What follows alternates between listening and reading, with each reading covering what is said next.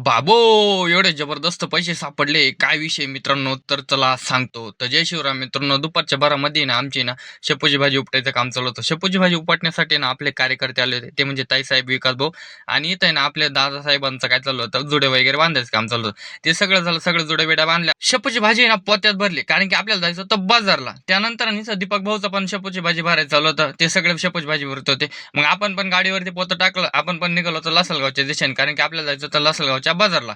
तिथं ना जाता जाता आहे ना आपल्याला आहे ना एका मित्राची ना भेट झाली. ते म्हणजे अरुण शेठ. खूपच मस्त वाटलं त्यांना भेटून बरं का. मग त्यांना टाटा बाय बाय केला. मग आपण पण निघालो लासलगावच्या दिशेने. लासलगाव दिशेने जात जाताना मित्रांनो आपलं रोडचं काम चालू होतं खूप जबरदस्त बरं का. मग आपण डायरेक्ट लासलगावमध्ये पोहोचलो. तिथं पोहोचल्यानंतर आपण आहे ना पोतं वगैरे उचललो आणि डायरेक्ट ₹20 जोडी लावून दिली. तर ₹20 जोडी लावली तर मित्रांनो आपल्याला एवढे पैसे झाले. कमेंट करून सांगा किती असतील तेवढे. त्यानंतर आहे ना आपण डायरेक्ट घरी घरी निघालो. घरी निघाल्यानंतर हा बाजार बघू शकता तुम्ही किती मस्त आहे बरं का.